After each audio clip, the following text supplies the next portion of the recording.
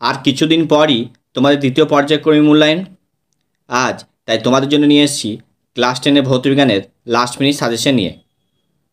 আজ আমরা শুধুমাত্র 2 নাম্বার ও 3 নাম্বারের গুরুত্বপূর্ণ প্রশ্নগুলো নিয়ে আলোচনা করব। পরের ভিডিওতে শুধুমাত্র আমরা শর্ট কোশ্চেনগুলো নিয়ে আলোচনা করব। ভৌতবিজ্ঞানের অধ্যায়ভিত্তিক সাজেশনের জন্য ডেসক্রিপশনে লিঙ্ক দেওয়া আছে, ওখান থেকে তোমরা দেখতে পারো। 3 ওহম, 4 ওহম এবং 5 ওহম রোধ বিশিষ্ট 3টি পরিবাহীকে কোন সমবায় যুক্ত করলে প্রতিটি রোধের মধ্যে দিয়ে একই মাত্রার তড়িৎ প্রবাহিত হবে এবং সমবায়ের তুল্যরোধ কত হবে। 2 নাম্বার, নাইট্রোলিন কি, এর একটি ব্যবহার লেখো। খোলা বাতাসে রাখলে তামার তৈরি পাত্রের ওপর সবুজ ছোপ পড়ে কেন? অ্যাম্পিয়ারের সন্তরণ নিয়মটি বিবৃতি করো। কপার তড়িৎদ্বার ব্যবহার করে কপার সালফেটের জলীয় দ্রবণের তড়িৎ বিশ্লেষণ করলে ক্যাথোড ও অ্যানোডে কী পরিবর্তন হবে ও ক্যাথোড অ্যানোডের বিক্রিয়াগুলি লেখো। পরীক্ষাগারে উৎপন্ন NH3 কেন পোড়াচুন দ্বারা শুষ্ক করা হয় না? লাইকার অ্যামোনিয়া কাকে বলে? লাইকার অ্যামোনিয়ার বোতল ঠান্ডা করে খোলা উচিত কেন? ক্ষারীয় ধাতুগুলিকে কার্বন বিজারণ পদ্ধতিতে নিষ্কাশন করা যায় না কেন? ফ্যারাডের সূত্রগুলি বিবৃতি করো। ধাতুর মধ্য দিয়ে তড়িৎ প্রবাহ এবং তড়িৎ বিশ্লেষণের মধ্য দিয়ে তড়িৎ প্রবাহের দুটি পার্থক্য লেখো।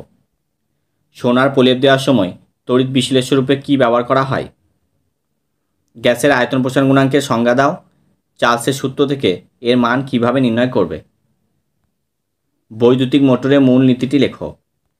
তড়িৎ প্রবাহের তাপীয় ফল সংক্রান্ত জুলের সূত্রগুলি লেখো। পরীক্ষাগারে নাইট্রোজেন প্রস্তুতির প্রয়োজনীয় রাসায়নিক দ্রব্য আর সমীর রাসায়নিক সমীকরণ লেখো। স্পর্শ পদ্ধতিতে SO2 থেকে SO3 শিল্প উৎপাদনের শর্তসহ সমীর রাসায়নিক সমীকরণ লেখো। H2S কে গাঢ় H2SO4 দ্বারা শুষ্ক করা যায় না কেন? তড়িৎ বিশ্লেষণ পদ্ধতিতে অশুদ্ধ কপার থেকে বিশুদ্ধ কপার প্রস্তুতিতে অ্যানোডে সংঘটিত বিক্রিয়াটি লেখো। কোষের অভ্যন্তরীণ রোধ কী কী বিষয়ের উপর নির্ভর করে? পিতলের আয়তন প্রসারণ গুণাঙ্কের মান 5.7 × 10⁻⁵ পার ডিগ্রি সেন্টিগ্রেড বলতে কী বোঝায়? তোমাদের এখানে পিতলের বদলে লোহাও আসতে পারে। এখানে যেসব প্রশ্নগুলি দেওয়া আছে সবগুলি পরীক্ষার জন্য গুরুত্বপূর্ণ। তোমরা ভালো করে বাড়িতে প্র্যাকটিস করবে। কোনো প্রশ্নের উত্তর না পেলে আমাকে কমেন্টে জানাতে পারো। এছাড়া ফেসবুকের লিঙ্ক ডেসক্রিপশনে দেওয়া আছে। ইউরিয়া শিল্প উৎপাদনে ব্যবহৃত রাসায়নিক পদার্থগুলির নাম ও সমীর সমীকরণ লেখো। গাণিতিক রূপসহ ওহমের সূত্রটি লেখো। CFL অপেক্ষা LED ব্যবহারের সুবিধাগুলি লেখো। উচ্চ উষ্ণতায় ক্যালসিয়াম কার্বাইডের উপর দিয়ে নাইট্রোজেন গ্যাস চালনা করলে কী হবে? তাপীয় রোধ কাকে বলে? এর মান কোন কোন বিষয়ের উপর নির্ভর করে? ডায়নামো ও মোটরের মধ্যে 3টি পার্থক্য লেখো। অসওয়াল পদ্ধতিতে নাইট্রিক অ্যাসিড প্রস্তুতির ধাপগুলির শর্ত সমীকরণ সহ লেখো। একটি বিক্রিয়ার সাহায্যে দেখাও যে H2S একটি বিজারক গ্যাস। কোন শর্তে ওহমের সূত্র প্রযোজ্য হয় না? নষ্ট ভোল্ট বলতে কী বোঝায়? তড়িৎরোধ ও তাপীয় রোধের মধ্যে পার্থক্য লেখো। তড়িৎ বিশ্লেষণ পদ্ধতিতে অ্যালুমিনিয়াম নিষ্কাশনের সময় অ্যালুমিনিয়ার সঙ্গে ক্রায়োলাইট ও ফ্লুসপার মেশানো হয় কেন? তড়িৎ লিপনের উদ্দেশ্যগুলি লেখো। সব আকরিকই খনিজ, কিন্তু সব খনিজ আকরিক নয়। উক্তিটির উদাহরণসহ ব্যাখ্যা দাও। এখানে খনিজ ও আকরিকের মধ্যে পার্থক্যটা করে নেবে।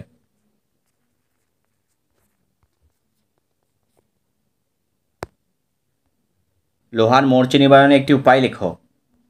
ধাতব পরিবাহী ও তড়িৎ বিশ্লেষণের মধ্যে 2টি পার্থক্য লেখো। তড়িৎচালক বল ও বিভব প্রভেদের মধ্যে একটি পার্থক্য লেখো। দেখাও যে 3টি রোধকে সমান্তরাল সমবায় যুক্ত করলে তুল্য রোধের অনন্যক উপাদান রোধগুলির অনন্যকের সমষ্টির সমান হবে। স্পর্শ পদ্ধতিতে সালফিউরিক অ্যাসিড প্রস্তুতির নীতি ও সংশ্লিষ্ট বিক্রিয়াগুলি সমীকরণ সহ লেখো। কঠিনের মধ্যে তাপীয় পরিবহন কোন কোন বিষয়ের উপর নির্ভর করে? কোনো পদার্থের তাপ পরিবাহিতাঙ্ক বলতে কী বোঝায়? বৈদ্যুতিক মোটরের শক্তি কিভাবে বৃদ্ধি করা যায়? ফেরিক ক্লোরাইডের জলীয় দ্রবণের মধ্যে দিয়ে অ্যামোনিয়া গ্যাস চালনা করলে কী হবে? বাড়িতে পাখা, টিভি প্রভৃতি তড়িৎযন্ত্র সমান্তরাল সমবায় যুক্ত থাকে কেন? সমুদ্রগামী জাহাজের তলদেশে দ্রুত মরচে পড়ে কেন?